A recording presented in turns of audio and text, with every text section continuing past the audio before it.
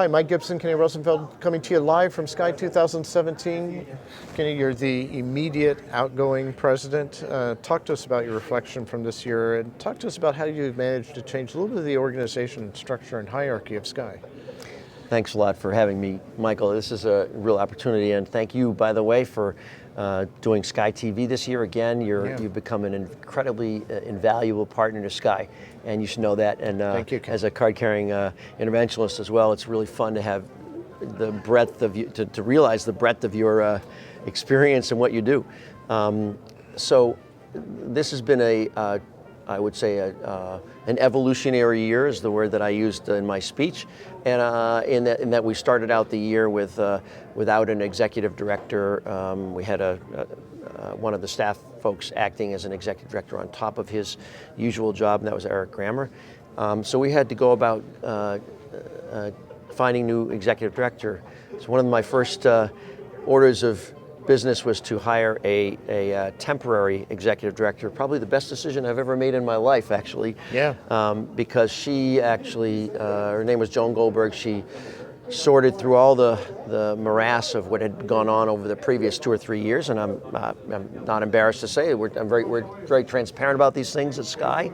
As an organization, we are a grassroots organization, and everybody needs to know sort of what's happening and feel good about what has happened. Mm-hmm. So Joan really straightened out our finances and our staffing issues that we had a lot of, restored some of the morale, and all along the way we were going about a search, and we ended up finding Francesca Day, who's a terrific addition to the SCAI family, and she's just such a great leader. She's not, she has a great approach to life.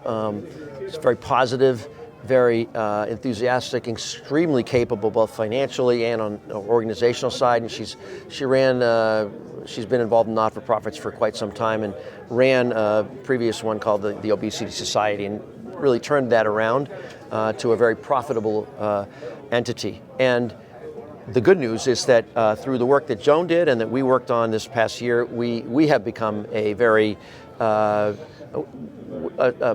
in the black, I'd say. We're you don't use the word profitable for not-for-profits. You use the word we have a surplus, and that's good.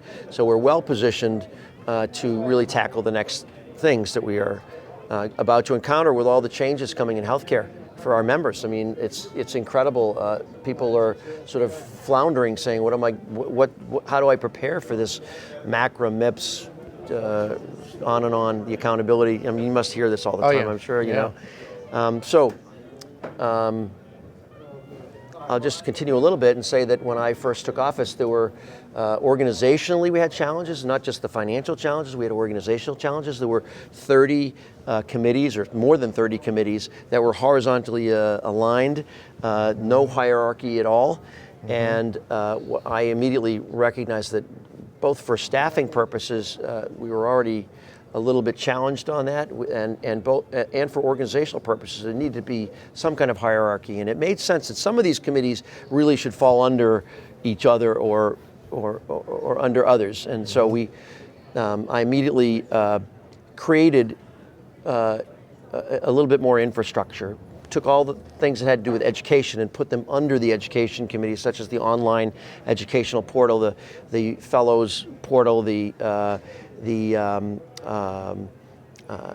core curriculum, which is a signature of SCAI, and several other things. We put them under the education committee, the annual meeting, and that streamlined things. And the other area that I really streamlined was everything having to do with membership. We had an early career committee, we had a fellows and training committee, we had the ELM program, which is another signature program of SCAI, and I put them all under a new committee. We never had a membership committee before, so we created a membership committee, and we consolidated all these various member stakeholders into this membership committee, which is now charged with driving value for members and encouraging membership and increasing membership, and also the international members, which are an expanding pool. We have almost a quarter of our members are international, and we're trying to expand that further. It's a great opportunity. I've been to China twice this year.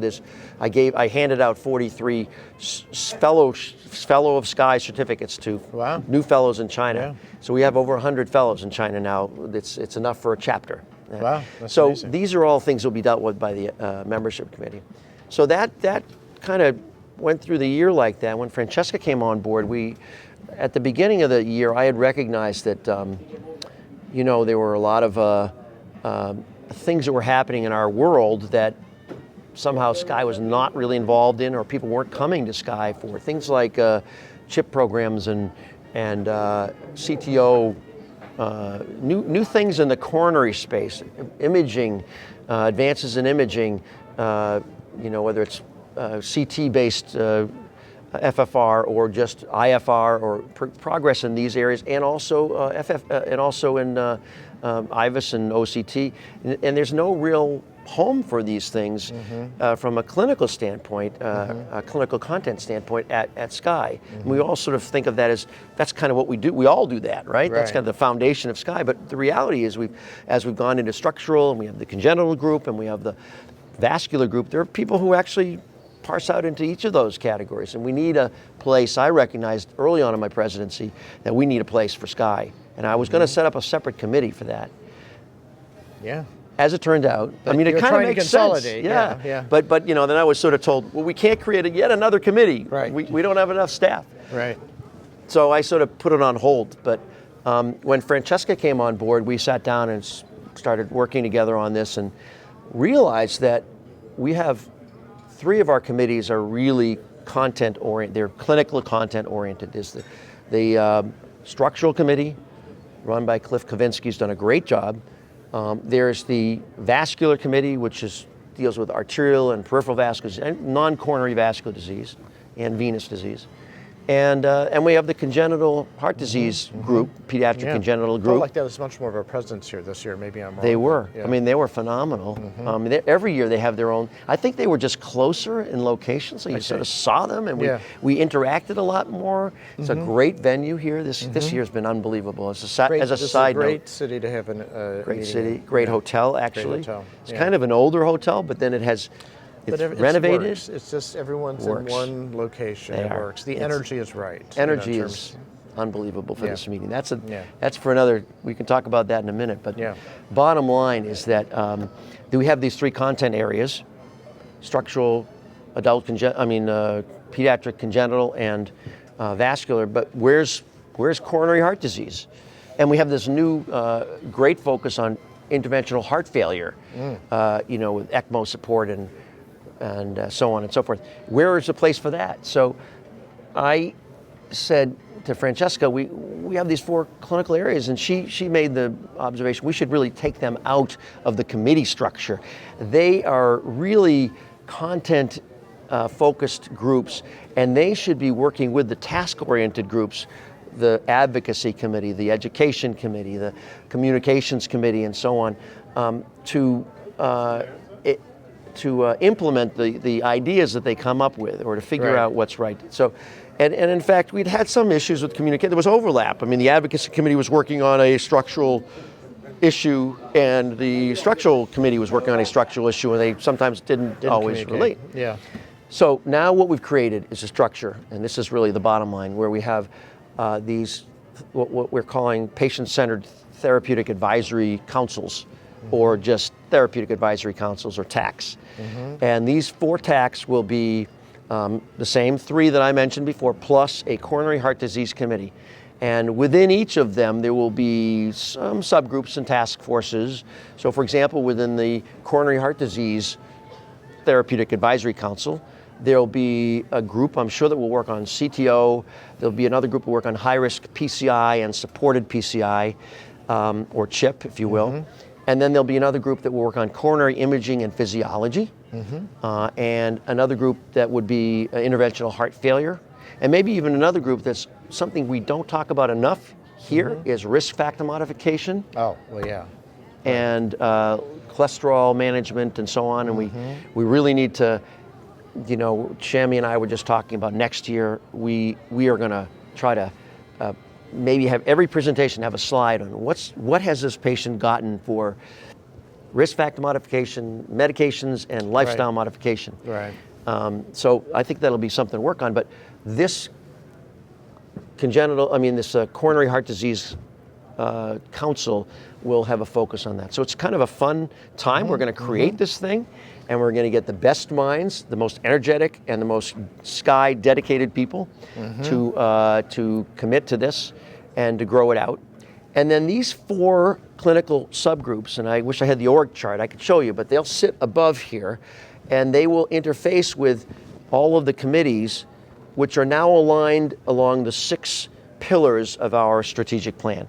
So not only does this separate out the clinical, and those 4 clinical areas really separates out the 4 clinical areas that really define this is SCAI. This is what we are all about. This is what this society is, and we own this space. We really do. I mean, these are the people in the world who really take care of these various entities. And then we have the 6 pillars of the strategic plan, such as advocacy, quality, education, and so on. Sure. And within them, there'll be committees that will then relate to, with liaisons, formally appointed liaisons with the therapeutic advisory councils, so that they work together in concert. Great.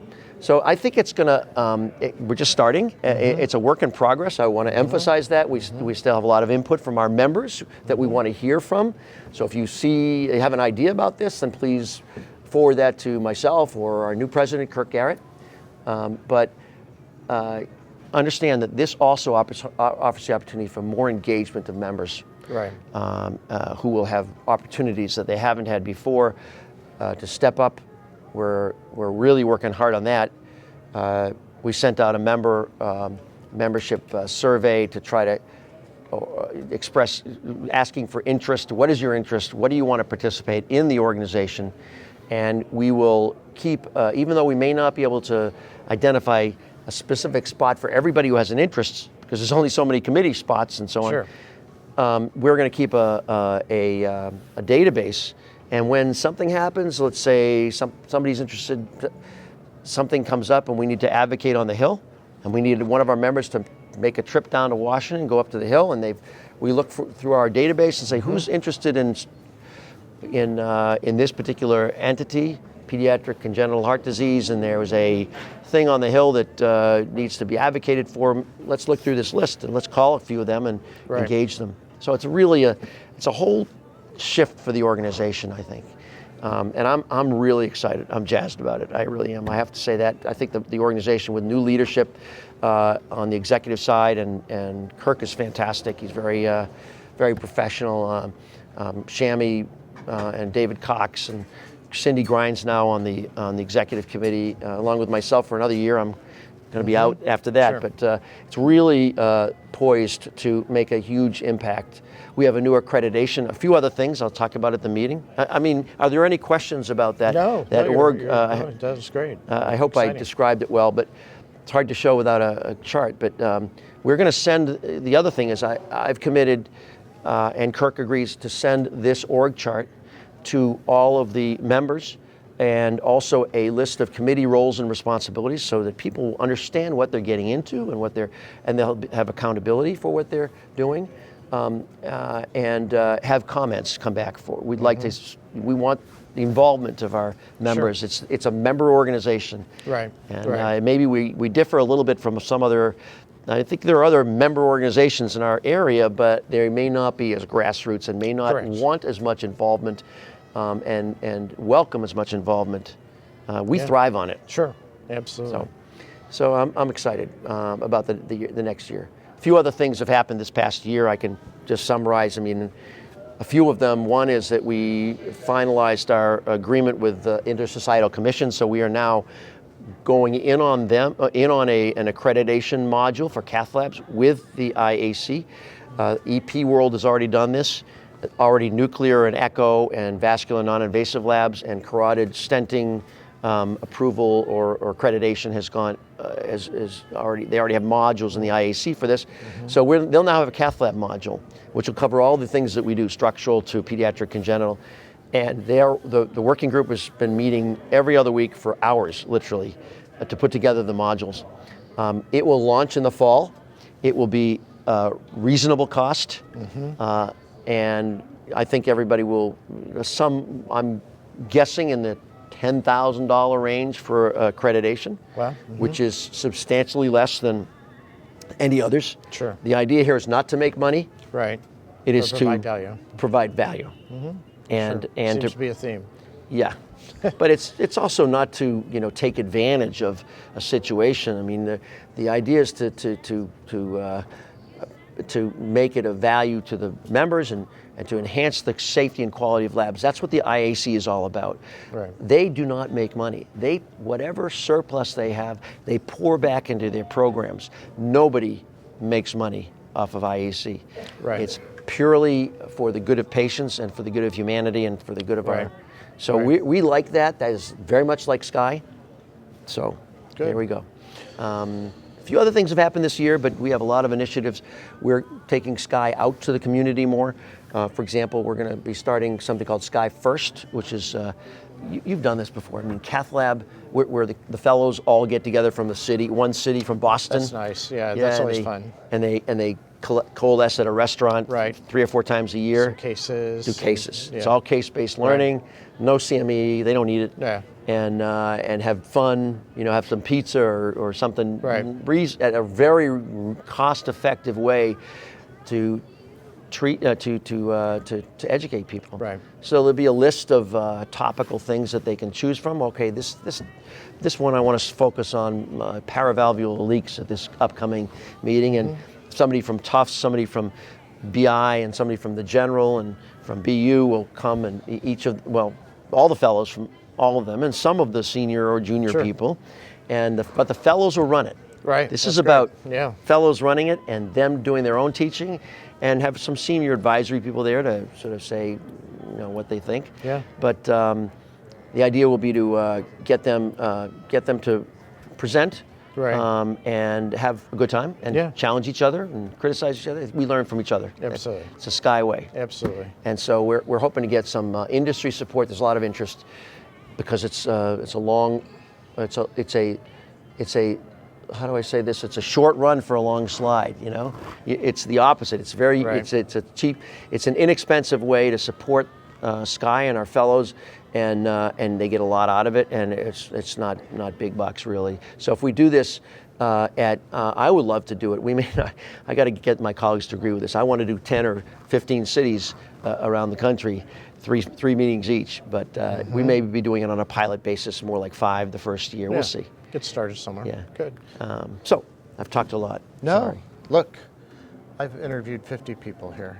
No one has had your energy and passion, and that's why you're the president or have been the president. And really a big debt of gratitude from all of us to you, Kenny, for really all the changes that you've made. And again, being that motive force, that passion, that commitment, that excitement, and that's what really drives change. Yeah. Well, thank you. Yeah. I think I was lamenting the fact that I couldn't make more happen. Like all these programs that I sort of thought of, this SCAI First, and there's another one called SCAI Right, which is more regional CME-based meetings that was conceived of by Jordan Zafferstein, one of our Elm fellows. Right.